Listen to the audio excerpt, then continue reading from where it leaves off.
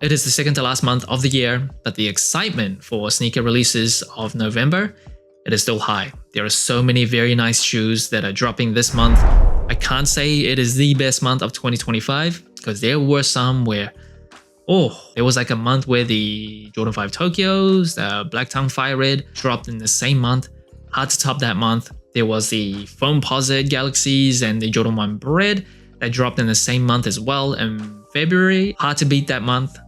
This month, it is still very good. So I'm gonna go over the shoes that I really want for the month of November. And disclaimer, like always, sneaker release dates are super fluid. A lot of shoes that will be dropping in November, I don't know about yet. A lot of shoes that are supposed to drop in November are gonna get pushed back. I know for sure one shoe was supposed to drop in September. I had it on my list for that month, but it's dropping this month instead. So yeah, just keep that in mind.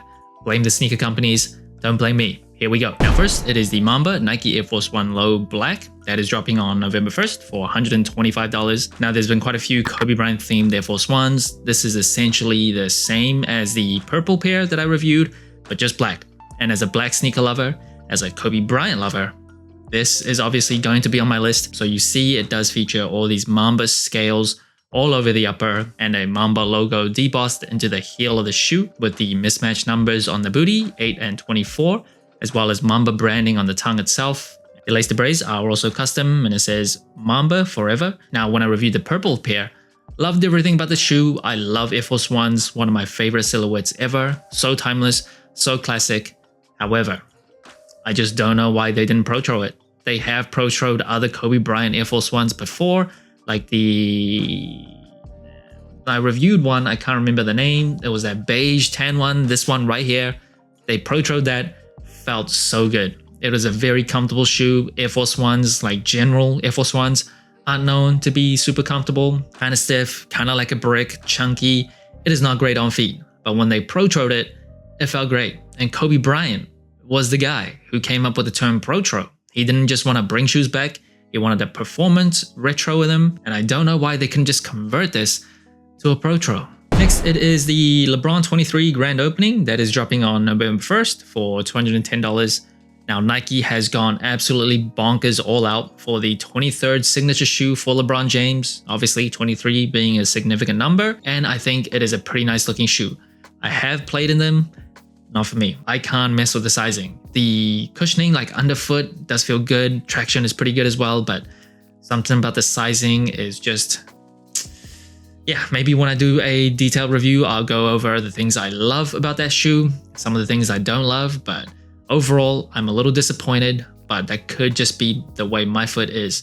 However, this colorway is great. So it does pay homage to the Air Zoom generation. That was essentially LeBron James's first signature shoe. So you see this Cavaliers colorway with a swoosh on the lateral side. That is not on other LeBron 23s, and the crown containment system, which is essentially that crown-looking lateral part of the shoe. It has a knit aesthetic. That is another nod to the Zoom generations. It also uses the LJ23 logo. That was the first Nike logo for LeBron on the medial side and the booty of the shoe.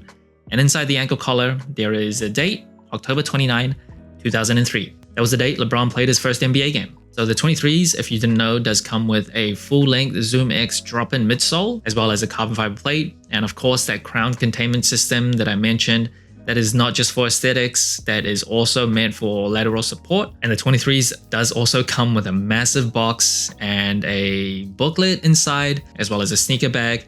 They just went bonkers with the shoe. And this shoe I like and I want because of that nostalgia factor. The Zoom generation has been retroed. There's been the core purple that was brought back. The original like Cavaliers colorway did come back as well. And I do think these slight modifications to this LeBron 23 does work as well. Next, it is the Jordan 11 Mojave that is dropping on November 22nd for $250. Now, the shoe is actually going to drop at the end of this month, so in October at ComplexCon. So I think some like limited pairs will drop then. But the official like nationwide release date is November 22nd for an insane price, I know. It is what it is. It is one of 9 Jordan 11 colorways that is dropping this holiday season, and this one is meant to pay homage to Las Vegas. So there is the H-Town one. I think Atlanta has a colorway. They have one for China as well. Not all of them are city themed, so there's like the Rare Air that's also dropping. I do like this purple type of shade. It's kind of like burgundy-esque. Something about purple just kind of elevates a sneaker. Can't quite define what it is. It is like an intangible quality, but I think this is a nice looking shoe. It does replace the very distinct ballistic nylon mesh as well as patent leather on the shoe for nubuck. And according to Jordan, it does draw inspiration from Vegas's surrounding desert landscape as well as the vibrancy of Vegas, and the canyon purple is a reference to the sunset over the city's rocky landscape.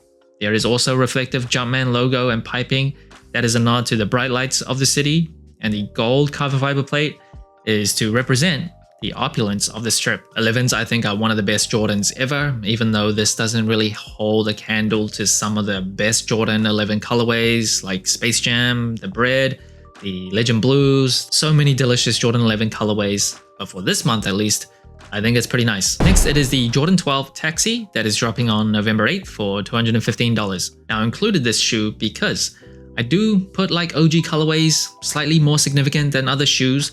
There is something about Michael Jordan, the God himself, wearing a colorway during his peak, during his prime, that just makes the shoe a little bit more special.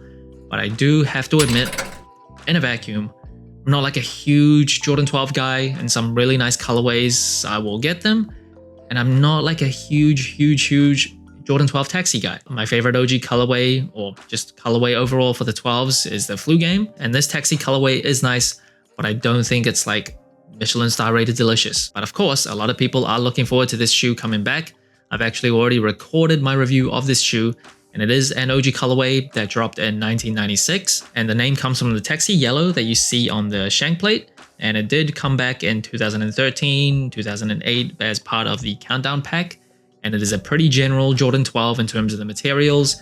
Get leather on the upper with that faux lizard skin on the mudguard, as well as the Jumpman tab. Get the carbon fiber plate, of course, with full-length Zoom Air, and that very distinct pull tab on the booty. So if you want to know my detailed thoughts on the shoe, definitely keep an eye out for my review. Next, it is the Jordan 10 Shadow that is dropping on November 19th for $215. This year, we already saw the return of the Jordan 10 Steel with the toe cap as well. The Steel was the first colorway that dropped, so some retail pairs did get the toe cap. Michael Jordan did not want it. Jordan Brand had it removed. And this is one of my favorite OG colorways of the 10s. I love it. This shoe did come back in 2018, as well as way back in 2008 as part of the Countdown pack. That was a little different. It came with the 23 on the heel that Michael Jordan had on his own PEs. It does come with a nubuck upper with black leather and the red Jumpman logos. When I reviewed the Steel colorway, I did mention how some pairs originally did have the Jumpman facing the same way. Some came facing each other. So it was manufactured in Taiwan as well as South Korea. So depending on the shoe's origins, you would get different Jumpman setup. Jordan 10s, I think, is one of those underrated Jordan retros that doesn't see a lot come back, but it is one of my favorites. It is very simple, very easy to wear in my opinion, and this shadow colorway looks great. Next up, it is the Fragment Design Travis Scott Jordan 1 Low Military Blue that is dropping sometime in November for $155. Now originally this release date was supposed to be September 20th, got pushed back, and I believe, and I don't know for sure because information is so conflicting, but I believe this might be a Japan exclusive, but I'm including it in this list because how could I not? This is a beautiful shoe, majority white with a reverse swoosh and a very distinct fragment blue. You also see a mismatched booty and branding on the heel counter. I don't think it's better than the other Fragment Design Jordan 1 Low with Travis Scott. I think those are insanely nice. This though is a very simple and easy to wear shoe. And even though it's on this list, it's gonna be pretty much impossible to get. Next at number 3, it is the Foamposite Pro Pearl that is dropping on November 28th for $240. I don't know if it's gonna be $240. It might be $245, might be $250. Jordan and Nike pricing has just gone all messy this year. But this is an OG colorway that came out back in 1997. Of course, it was featured in He Got Game, one of the best sports movies ever, featuring Ray Allen and Denzel Washington. It also did come back in 2002, as well as 2009 as an exclusive to House of Hoops. In 2010, it saw a wider release, and in 2015, it was included in that Class of 97 pack with the Zoom Hawk Flight. And I have actually already just recorded my review of this shoe.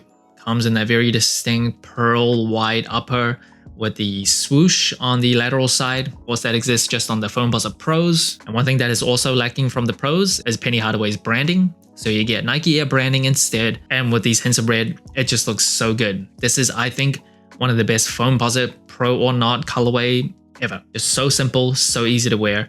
And I think 2025 has actually been a great year for the foams. And at number 2, it is the Jordan 1 Low OG Chicago that is dropping on November 15th for $145. Of course, the Chicago colorway on the Jordan 1 is legendary. It is one of the most historically significant shoes of all time. The low version of this shoe though didn't come until 2016, and how could I ignore it on this list? It is just such a significant colorway. Very simple shoe on perhaps the most wearable silhouette ever, even more than highs.